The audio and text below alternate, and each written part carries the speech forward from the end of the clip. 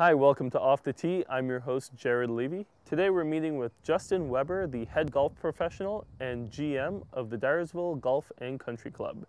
We're going to talk about the golf course, learn how to straighten out a slice, and then check out one of the signature holes.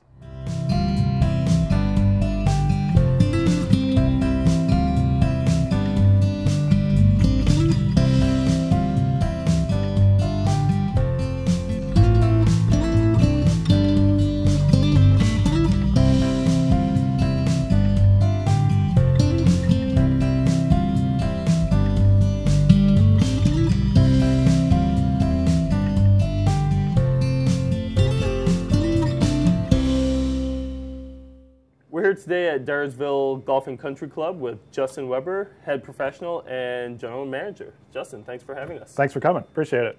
Yeah, good to be out here. So tell us a little bit about yourself. How long have you been here? So this is my fourth season here. How long have you been a head professional? I turned professional 7 years ago. So I'm not your traditional PGA certified golf professional. I actually played tournaments full time. Started 7 years ago down in Arizona. I played on the Dream Chasers Tour down there, and then played some summer professional tournaments, and then I've been a professional golfer ever since. Oh, very impressive.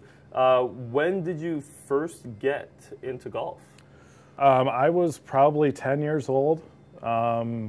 Me and my brother used to always go out and play. We had a golf course about a mile away from our house, and we would just always go out and play, and we played almost every day. And that was down in Arizona? Nope, this was at actually Fillmore Fairways in Cascade. Okay. Yeah, I grew up in local. Bernard, Cascade area. Okay, so you're local to the area here. Yep, sure am. Yep.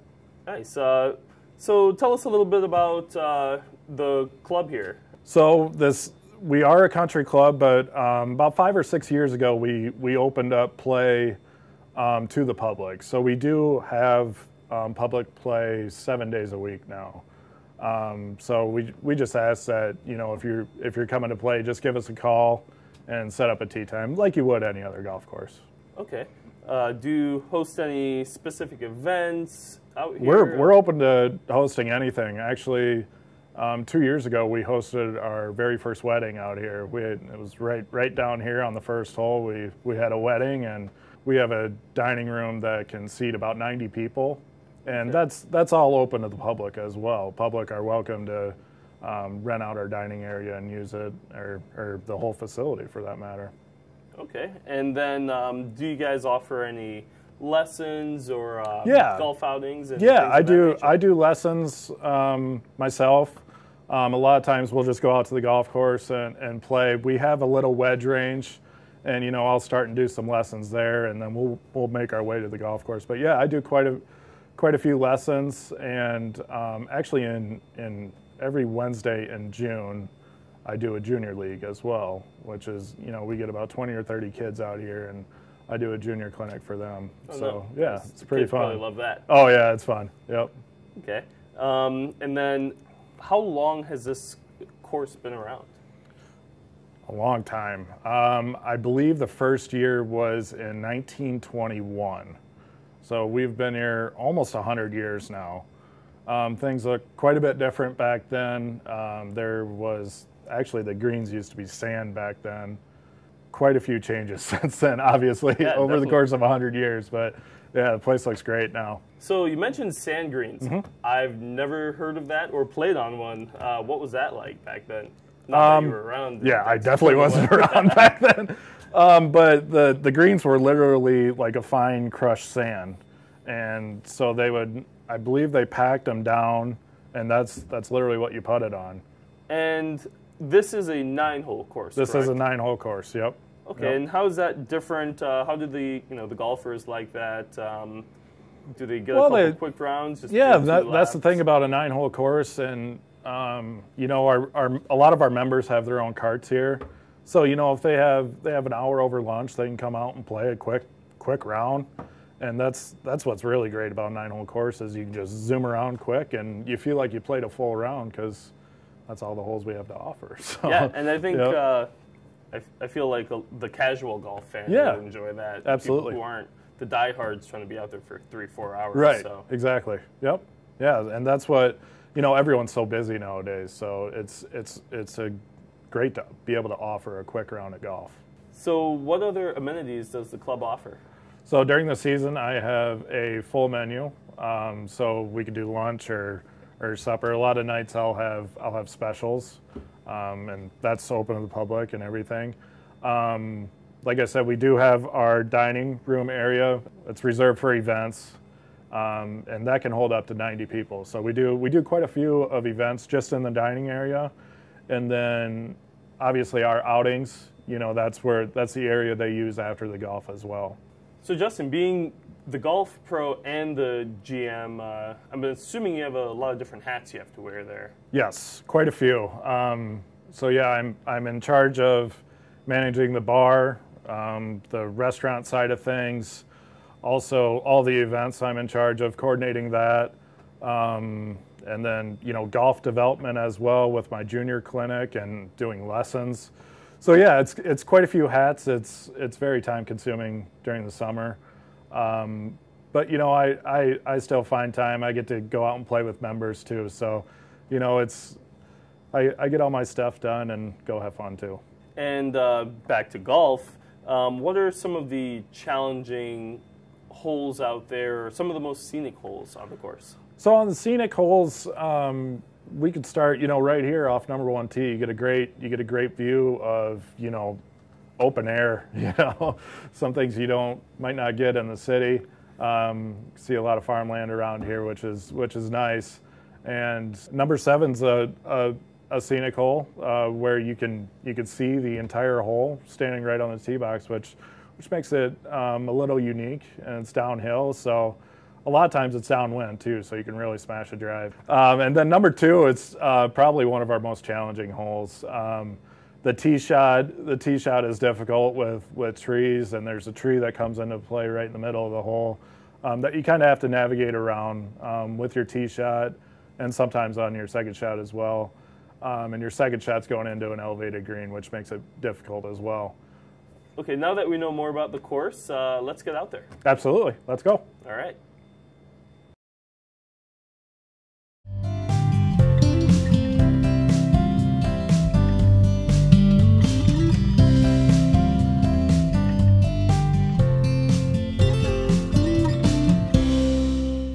Okay, Justin, we're out here. It's early season, and Yep. I'm a bit rusty, and most people are at the beginning of the year. So one thing I struggle with is a slice. What do you tell your students about that? So yeah, with the slice, what happens with a lot of golfers is basically on the way down to and through the ball, the club will get outside the hands. So if we're looking straight down our target line, the club is outside of my hands, which is right here, and they end up cutting across the ball, which creates the left or right spin, which creates a slice. And you can see that demonstrated like this. And that ball is just sailing to the right. That's normally how it looks for me. Yeah. It's going the wrong way. Yeah, exactly. So that's what happens. And so what I tell a bunch of my students is we just want to keep this club inside the hands, and then let the body rotate and square that club face. And that'll come out just a nice straight ball or a draw, which should help many people. Okay, now that we've seen this slice, what corrections need to be made to eliminate that? Sure. So basically, like I said, we keep the hands or the club head inside the hands on the way down to the ball. And so a lot of my students will try and go full bore and take full fast swings doing this at first. What I recommend is you start with just half swings doing this and just working your way through the ball, and just hit little pitch shots basically, and that'll help train your memory to get this down, and then you can work your way up to big swings. Okay, let's take a look at one. Sure.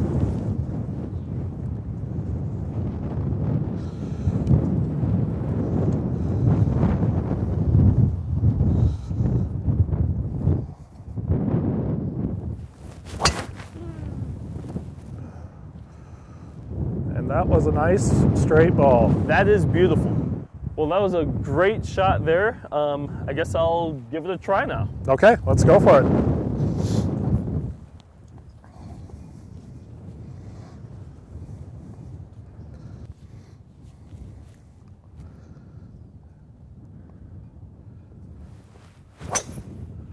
Oh yeah. All right, so yeah, that was definitely a slice. So I can help you with that. Go ahead and just set up like you normally would. Okay. I'm just going to guide your hands here. So this is what you want to feel through the ball. Is see that club head is inside your hands here. Yep. And then we just want to rotate your body just like that. Okay. And then that'll help square up the club face and should allow a nice little draw. Basically what I want to try and work on, go ahead and set up to it here, is by doing this, having the club inside the hands and working like that, the club is going from inside to out, which puts right to left spin on the ball, okay, so and takes away that slice. This way, it's going right that way. All right.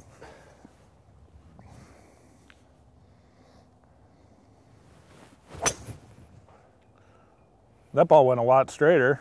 A lot straighter. Definitely still to the right, but yep. But the I ball mean, that flight was rough straight. instead of 2 roughs over. Exactly. That's progress. Yeah. So a lot of the issues golfers have is that slice is with their grip as well. The left hand actually controls your club face at impact, quite a bit of it. The golden rule here is your thumb creates a V. Yep. And you want that V pointed towards your back shoulder. And that'll help you square up the club face at impact and get rid of that slice.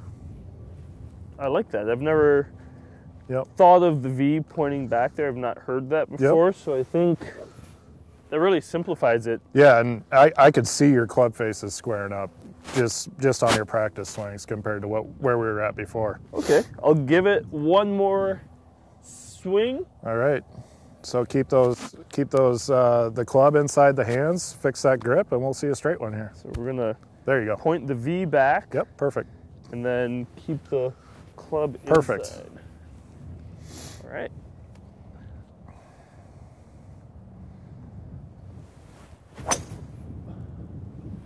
It's close. It's really close. The wind just destroyed that.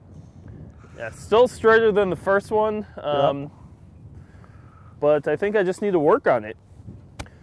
All right, well, now that I kind of have that fixed. Yeah, just take a little bit of practice. So definitely a little bit more practice. Let's get out there and play a hole. Absolutely. Let's do it. All right.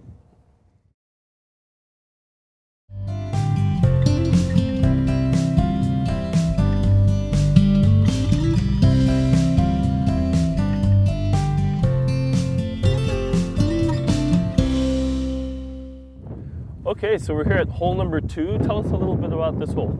So this is number 2. A lot of people, I advise doing a layup and try and hug the right side of the fairway as much as possible. You can hit it about 210. Okay. So that's what I'm going to try and do here, is just stay as far right as possible to avoid the tree that's upcoming on our second shot. Okay, well, I'll step back and let you show me how it's done, and I'll try and keep up. All right, let's do it.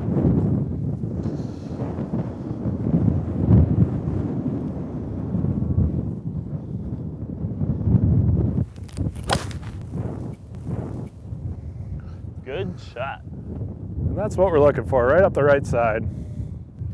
All right, well, that was a good shot. I'm going to go with the driver since we were just working on that. Okay, let's see it. See if I can put it to good use here. All righty.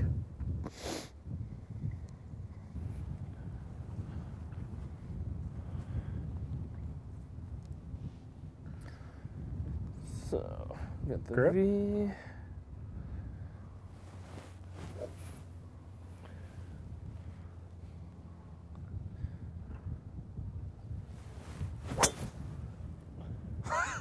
Look at that. Great shot. That might be my best shot of the day. All right, looked like that lesson certainly helped. Yeah, I think I might owe you something for that. No problem. Let's go find him and hit him again. All right, let's do it.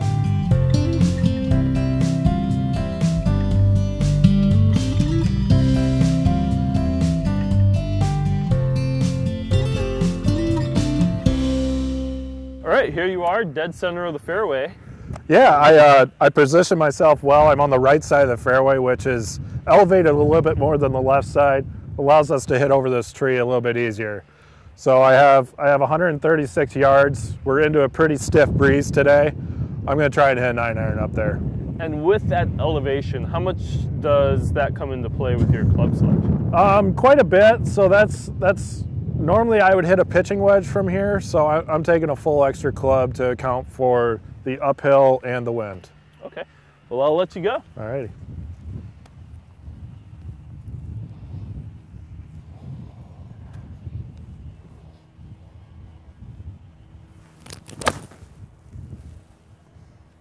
All right, dead center of the green. It's that easy. Absolutely. All right, well, I'll, again, try and keep up. Let's try and find mine. All right, sounds great. So we found your ball, perfectly positioned, and this is your actual shot. We have 100 yards. From this angle, it's a little bit more uphill, and we still have that breeze into us. It's probably going to play about 115 for you. Okay, good to know. I'll try and get it up there, get it on the green. You made it look so easy, so. All right, let's see it.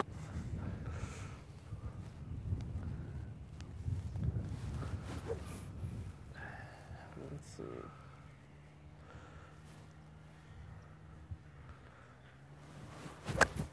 Nice. Sit down, you Zeused it. Airmailed.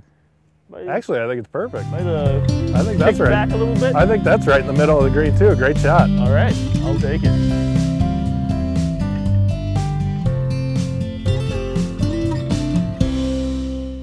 All right, so you made it on the green. Yep. I'm here above the hole. One of my most terrifying shots. This is a very difficult shot. So everything's downhill here. I think we just need to land it just short of the green, just let it trickle on. Hopefully we'll get you inside 10 feet for that par putt. All right, I'll try not to duff it. Okay. I have nightmares about this one. Nice and easy. Whew. Slower than that. That's perfect, I think.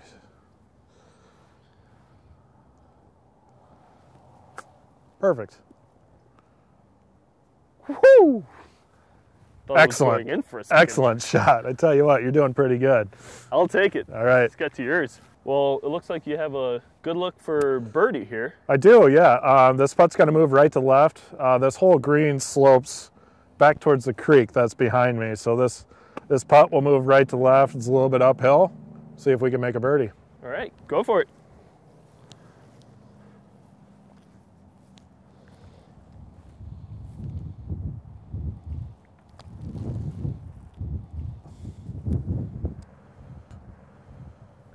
Well, looks like you should have a tap in there. Yeah, I think that's. Give me for you, but I think not that's for good me. enough for par for me. They make me put those out. So. All right, let's see if you can make your par. So yeah, after your nice chip shot, you got about a 5-footer here, straight up the hill. Should be pretty straight. Let's see you knock it in. All right.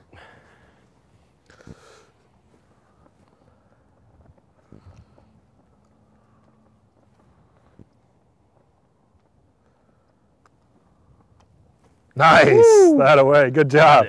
All right, good par. I will always take a par. Absolutely, especially on this hole. Yeah. Well, thanks for having us out here, and I look forward to playing a couple more rounds out here at the country club. Thanks for coming. Appreciate it. Thanks for watching, and special thanks to Justin Weber and everyone here at the Dyersville Golf and Country Club. We'll see you next time off the tee.